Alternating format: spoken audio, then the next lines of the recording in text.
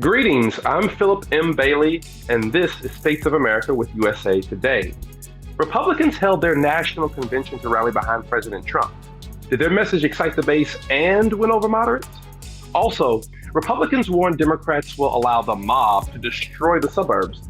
But is that an effective message for a changing part of the country? And what does the Republican Party look like post Trump? Could we see the beginnings of a Trump dynasty? The Republican National Convention was this week, representing the answer song to the Democrats. The event featured a raucous defense of President Donald Trump's record while holding up conservative values around American idealism. It also served as a warning to voters about a disaster should Vice President Joe Biden win the White House. Here to discuss this is Susan Page, Washington Bureau Chief at USA Today. Susan, how are you? Hey, Philip, I'm good. How are you doing? Very good, very good. Let me ask you, obviously a very different tone and convention-wise than the Democrats. What did you notice about what Republicans were trying to achieve? Was it really a response to the Democratic convention, or was it its own messaging to President Trump's base and persuadable voters?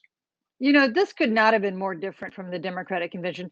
The Democratic convention was quite different from any convention we've seen before, all virtual, no big crowds, no balloon drop, a sense that these were not normal times because the nation is in a crisis of the coronavirus. That was not the message or the setting of the Republican convention. They tried very hard to make a more conventional convention. They did have some places, like with Melania Trump's speech, where there was an audience. It was a much more traditional setting. And the message there was that things are getting back to normal, that the coronavirus is in our rearview mirror. Right, Susan, the thing that I got from the First Lady's speech, especially when they weren't wearing masks, at first I thought, is this meant to be an act of rebellion? But I think you're right. It was meant to show, remember pre-COVID America.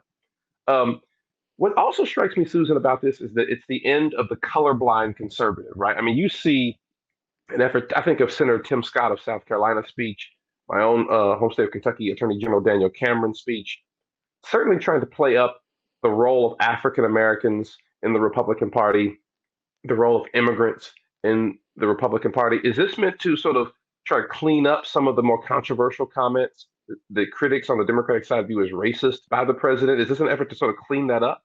Two very effective speeches there by Tim Scott and Daniel Cameron.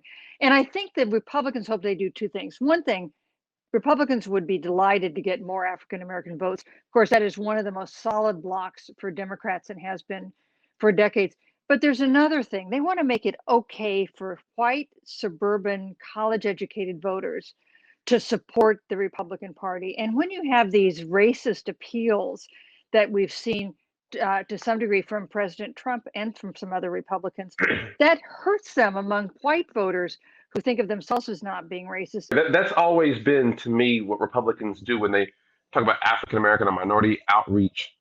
It's more aimed at suburban whites to make them feel better that, hey, you're not a part of a prejudiced party at all.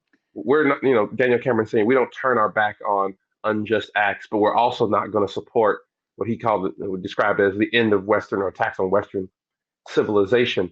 The other part of it, of this convention this week, Susan, that has been interesting to me, and I want to see if you agree with this, is that it seemed that the first days of the convention were aimed at the MAGA base, the Make America Great Again base, not persuadable voters, right? Like not this idea of, hey, if you're one of this group of people who's still not really sure, come on over to our side.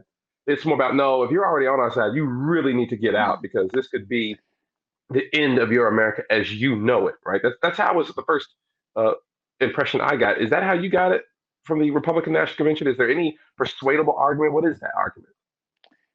That's really been a characteristic of the Trump presidency from his inauguration. He has never made a real effort to reach out to voters who didn't support him the first time around. What he's done is solidify his base of support. And one advantage he has with that is he does have higher levels of enthusiasm among his supporters than Joe Biden has among his. Right. That's a part, what I didn't think of, which is that Biden still has this sort of low energy, I think as the president might describe it, among some of his supporters. Whereas in Trump's people, win, lose, or draw, controversy or not, no matter what the controversy is, they are still revved up for him. You have a column Susan, about President Trump. Before I ask you about the column, I'd like to ask you, has the president and his administration talked about what the second term goals are? That's the one part I think is missing in this, is that when presidents run for reelection, you usually hear them outline the vision of where the country is going to be going if they're reelected. Are we hearing that from the president and his team during this convention? We have not. And when the president has been asked that in interviews, he has not had an effective response. And we even saw at the Republican convention, they didn't bother to draft a new platform that might have explained what he hoped to do in a second term. Your column talks about what President Trump sort of ran on, is that I'm this outsider. I'm throwing a stick of dynamite into the Washington swamp. Can he still make that argument as the incumbent? Explain what your thesis is to folks. Well, I think President Trump continues to run as an outsider. That is his brand, even though for 4 years he's been the biggest insider in the world. He's been president of the United States. He continues to rail against the deep state and government agencies that are led by people he appointed. He talks a lot about Barack Obama and his differences with him, even though President Obama, of course, has been out of office for 4 years. The grievances that animated President Trump's 2016 campaign continue to be the threads that are most dynamic in his bid for another chance. When I watch the Republican convention, I feel like there is this sort of robust nationalism and patriotism that's always on display at the Republican National Convention. Do you catch that too? Like when they say that they make the remarks about, oh, he says things in a way we sometimes might not like, or it's not always like everyone else, right? They try to sneak that in there.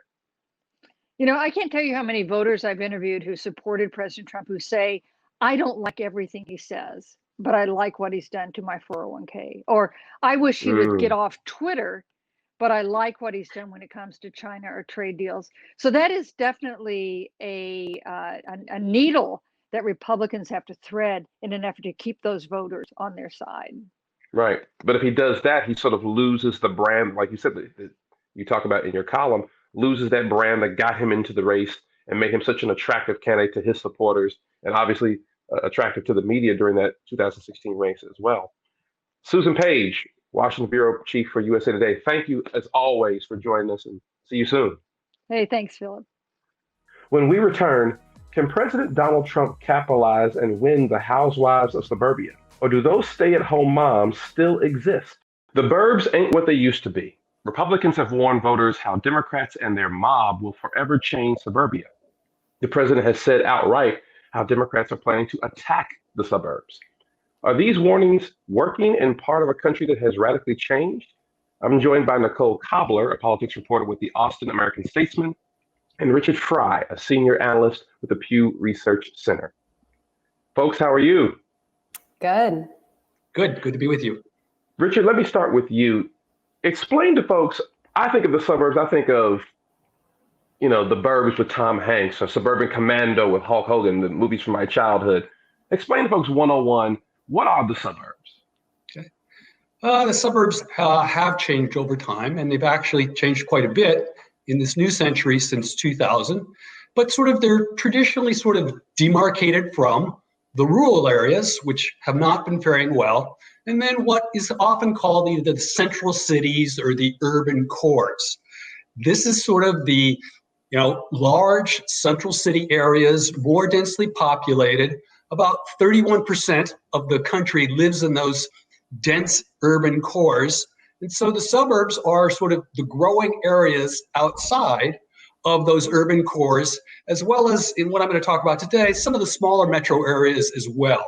But they're distinct from the declining rural areas and actually relatively recently surgent central city areas. And so I'd say that that's how I would describe sort of the juxtaposition of dividing the country into sort of three basic geographic types. The president clearly has made defending the suburbs a part of his 2020 reelection strategy, saying in tweets and in speeches talking about the suburban housewife. Let me ask, and Nicole, I want to bring you in this conversation too. How have the suburbs, Richard, changed in the past 20 years? I think of the suburbs, I think still in most places in this country, most parts of this country, as these sort of lily white enclaves, with malls and sort of all the amenities of the city, but none of the problems of the city, right? But have the suburbs changed demographically, racially, ethnically in the past 20 years? The one area where the suburbs are still continuing to do well is attract people. But when you sort of look at sort of other measures, then sort of the luster is off them a bit, I would say, in 2000. But sort of first, just to stick to sort of the demographics of it, since 2000, the suburbs have grown more diverse. They were about 76% non-Hispanic white in 2000. And now, most recent data, they're about 68% non-Hispanic white. So they're growing more diverse. The Right. real big group that's gained out in the suburbs, as elsewhere in the country, is the suburban Hispanic population. That suburban Hispanics were about 9% of the suburban population in 2000. Now the Hispanic population is about 14% of the suburbs. So growing diversification, more Hispanic and Latinos, and also more immigrants. And so the suburbs demographically have diversified quite a bit.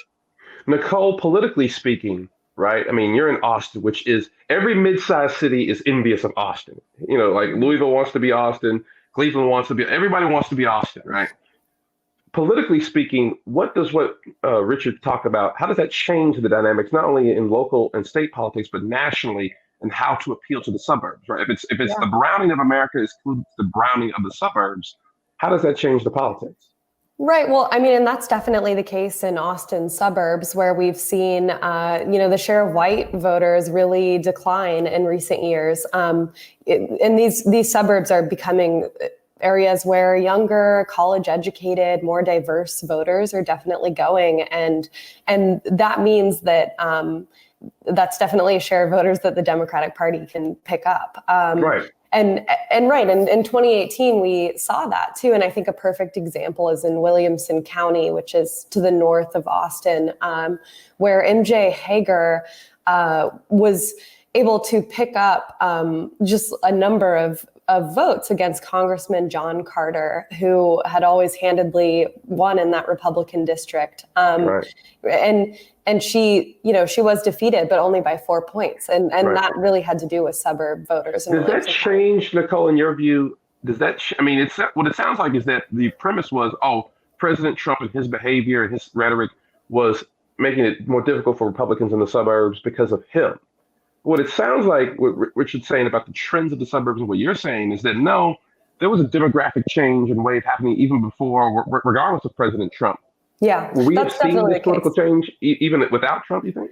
Well, I think there's like a number of factors, and probably President Trump is a big one. Also, Beto O'Rourke, ran for U.S. Senate in 2018, and he, was really able to drive out voters. And I think all of these things sort of working together, demographics and Beto and Trump all working together, really helped Democrats in 2018. I'd like to get both of your thoughts on this. President Trump mentions, and as Republicans do, the suburban housewife, right, which is sort of this coveted voter, coveted for in the marketing world as far as selling products too, right? We think of the lady, usually white, who doesn't have a job, her job is the homemaker. She stays at home, the stay-at-home mom. Richard, let me start with you. Is that a myth? Has that person also vanished? Like we're seeing the change in demographics of the rest of the suburbs, or is the suburban housewife still a present and forefront vanguard demographic?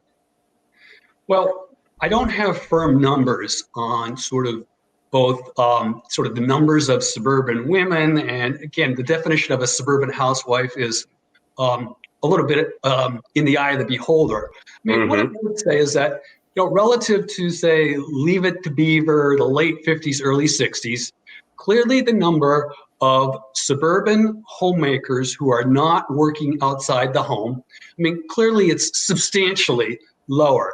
It fell a lot between, say, 1960 and 1980. Having said that, there still clearly are a significant number of suburban women who are parents, are mothers, and some of them do not work outside the home. So it's a declining demographic, but it's not a trivial demographic even today. When you think about Austin, like Apple is building a $1 billion campus in Williamson County, and that's going to bring young tech entrepreneurs. So these suburbs are definitely changing. Well, Richard Fry, Senior Research Analyst at Pew Research, Nicole Cobbler with the Austin American Statesman. Thanks for joining us here on States of America. You're very welcome. Thanks for having me. No problem. After the break, Donald Trump Jr. took the stage at the RNC, and social media speculated there could be a growing Trump dynasty. Is that possible? President Trump's convention looks a lot like his reality TV show in that it's a family affair featuring his 4 children. That has many wondering if, like the Clintons or Bushes before, this could be the start of a new political dynasty. Here to discuss is Elaine Kmark, a senior fellow at the Brookings Institution, who is also director of the Center for Effective Public Management. Elaine, how are you? Fine, thank you. Thanks for having me. No problem. Elaine, you've written a lot about President Trump and sort of his markings and makings as president. I was wondering, you've watched the Republican National Convention. Donald Trump Jr. especially got a lot of attention around his speech. Do you see his rebranding, Trump's rebranding of the Republican Party, extending to his children? Well, it clearly does extend to his children. I mean, his children were quite on message in all of their speeches. The question, though, is after Trump, what will the Republican Party look like? And we don't really know the answer to that yet. So much of what has become Trump's party is so unique to Donald Trump and so against the grain of other Republicans in the past that it's not clear whether it will stick or whether this is a moment that's just about Trump himself. Now, there would be those, Elaine, who I would assume in Republican land, who I've talked to, conservatives would point out, look, we lost the presidential race as Republicans in 2008 with a more moderate candidate like John McCain, again with Mitt Romney. And then when finally you had someone who was sticking up for so that conservative base of people, that's when they won the presidency. What would be the incentive, even if Trump were to lose in this reelection, what would be the incentive for the Republican Party to change?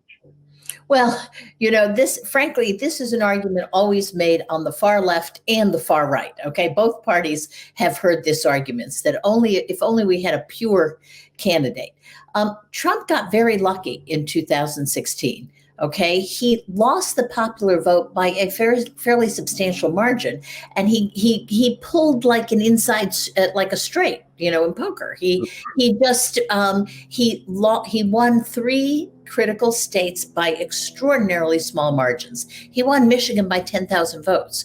So first of all, let's not overplay, how much support there was for Trump. Going forward, the question is, in 2020, can Trump do that again? Can he pull off an electoral college victory without winning the popular vote, or can he actually win the popular vote? Every election we've had in 2017, 2018, and the special elections in 2019 have not been very good for the Republicans and not been very good for Trump. So I think there's some doubt whether or not Trumpism is big and a lasting feature of the Republicans. Who do you see, Elaine, I guess, as the person who is the heir to that mantle, one way or the other, for the Republican Party? Obviously, if it sticks with Trumpism and the MAGA base of Make America Great Again base, Donald Trump Jr. would be at the head of that line, one would think. However, there have been polls that show Vice President Mike Pence currently leads Donald Trump Jr. by about 14 points in a Republican primary, right? Who is the heir apparent to Donald Trump? Oh, I think it's Mike Pence. I mean, there's no doubt about it. I mean, first of all, it is very unusual for somebody to go from winning no political office like Trump did to becoming president. I think that's hard to do again.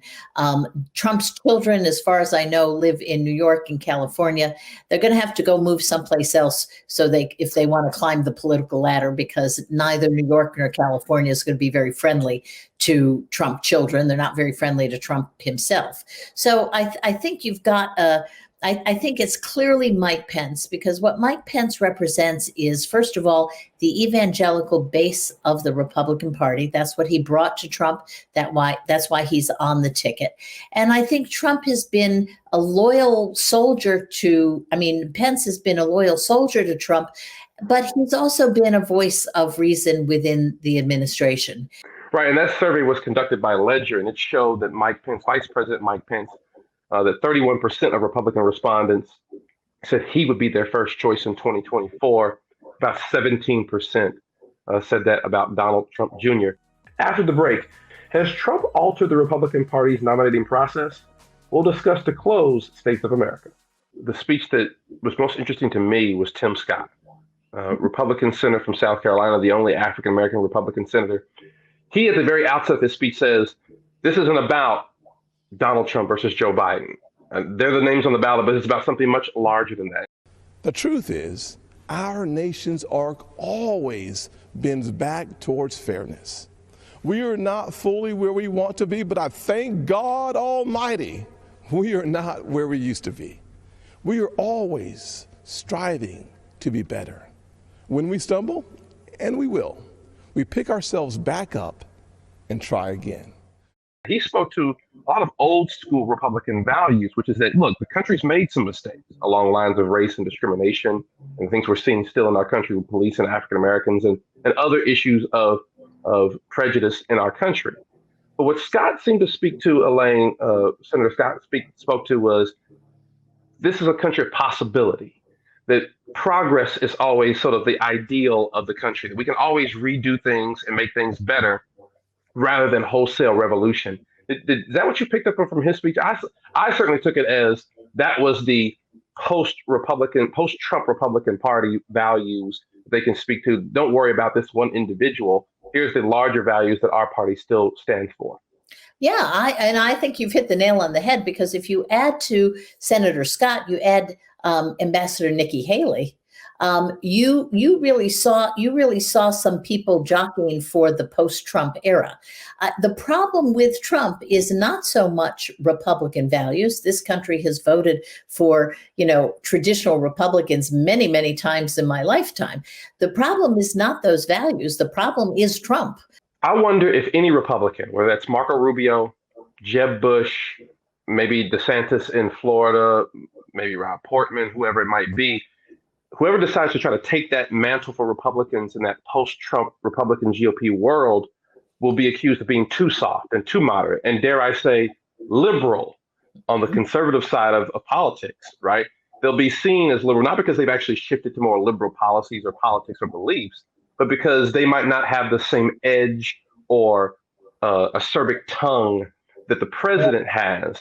Will that be hard for them to sort of wedge their way out of a Republican primary? Hasn't Donald Trump fundamentally changed how you pursue the Republican nomination to be president? Well, he has, but remember again, just as with his general election, he got lucky in the primaries. He never did win a majority. He had more than 10 people who just continued to stay in that race, splitting up the anti-Trump vote. They could never settle on anyone, et cetera. Frankly, the Democrats learned that lesson. You'll notice that the Democrats had a very, very wide and disparate field. And then in South Carolina, they came together just like that around Biden. They did not want to make the Trump mistake of just sort of going on and on and on. And I don't think Republican voters will in the future either. I think that they will, want their party to win. I don't think they will have another primary where because we forget that during those primaries, nobody thought Trump could win the general election. I think there'll be more of a coalition and a gathering around to the center of the party. Well, Elaine Kmark, Senior Fellow at the Brookings Institution, thank you very much for joining us at States of America. Hey, thanks, Philip.